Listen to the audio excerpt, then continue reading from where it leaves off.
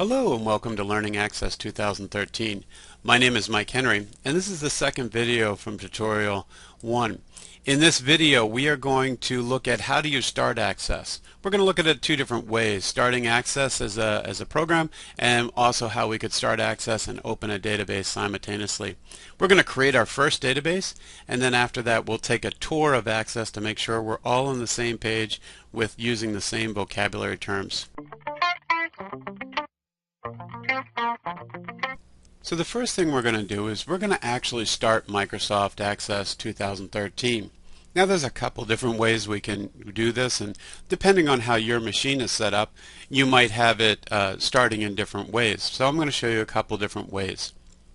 One of the first ways we can start Access is come right to the Start button, and then if you have it up pinned in your Start menu, you could just go right to that and click on it. Here I could even click on it and start a database at the same time. So I'm going to just take this, I could move this right to the desktop, and now I can click that and that will start Access for me every time, and I have an icon and I don't have to go to the Start menu.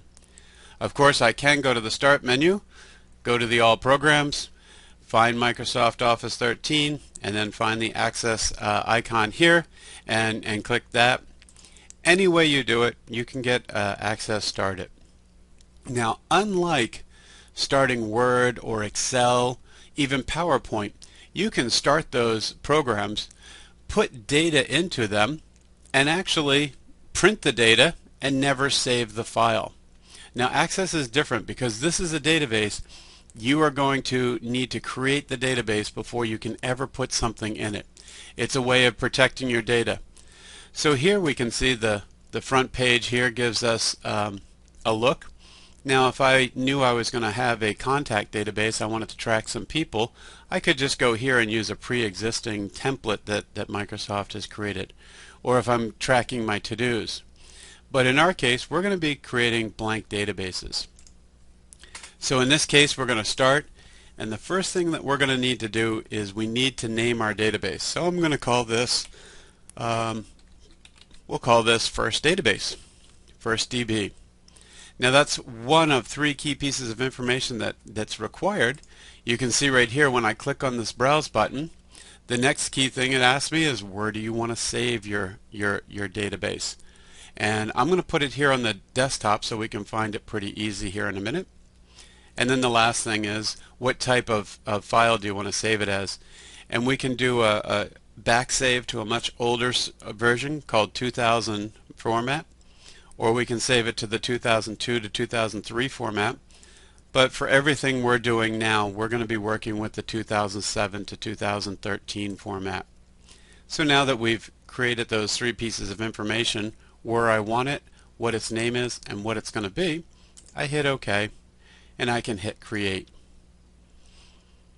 Congratulations, we've created our first database. So we're off and running, and you can see that it's already trying to put us into a table. I'm just going to close that table here. So you can see we've created a database, and up here it tells me the name of my database is First Database and ACCDB. That means that it's in the format of 2007 to 2013.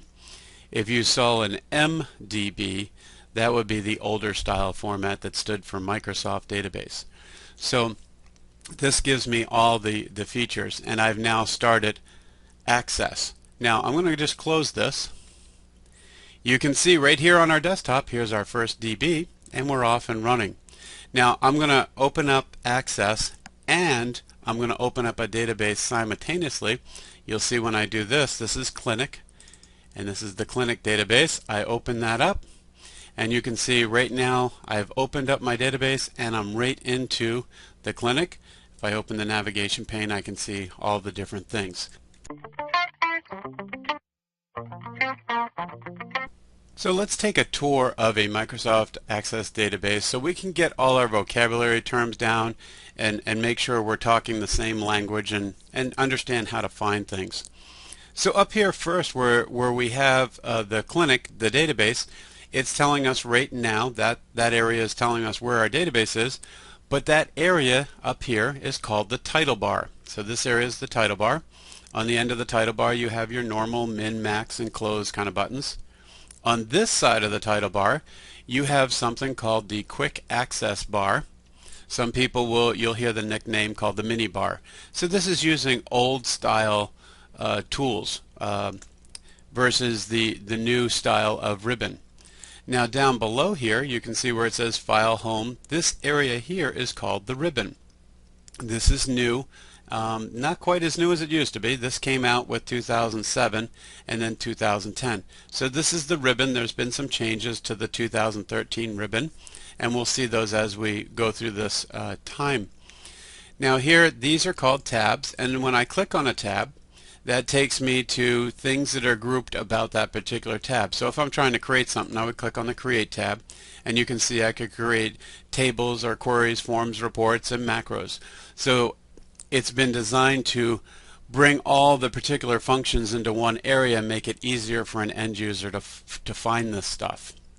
Now this area here that I'm opening and closing with these arrows that allow me to open and close, when it's closed you can see it's called the navigation pane. So this is the navigation pane.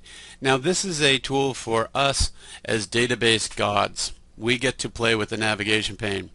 Now end users, is a lot of times we'll just shut the navigation pane off and we don't let the end users see that. So this is stuff behind the scenes. In here it shows us all of our objects. So in this case we can see tables, and you'll notice I'm going to collapse these.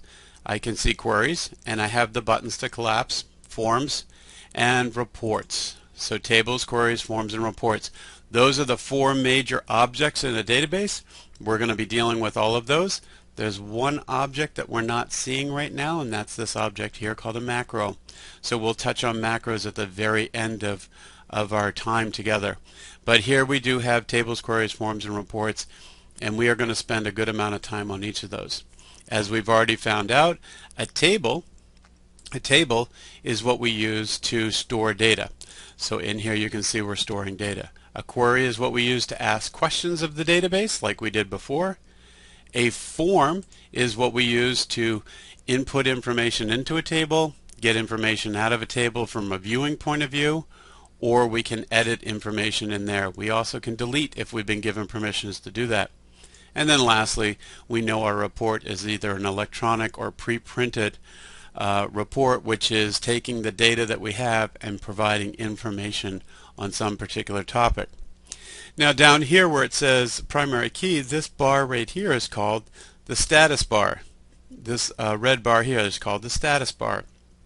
On here we'll see that it is giving us particular information. Like right now it's telling us the field that we're associated with is a primary key. Okay, when I click onto another field, this just tells me that I'm in the datasheet view. I'm no longer on a primary key. Over here it lets me know that my Lemnock is set up, and then it gives me the ability to change my views right here with this little button. So I can jump back and forth with this view button. We're going to see later on that jumping back and forth with this particular view button is not really that easy, and we're going to probably use our view button up here to jump back and forth much easier.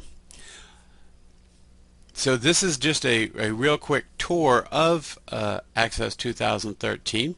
Now we're going to, in future videos, open up each of these objects and play with them at a much deeper level.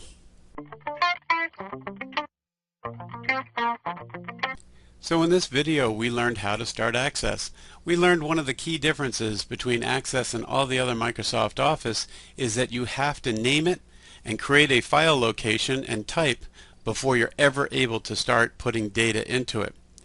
After we created our first database, we then went and opened up an existing one, and we took a tour. We learned about the title bar, the ribbon, and we learned about the navigation bar or pane, how to move that. We learned where the status bar is.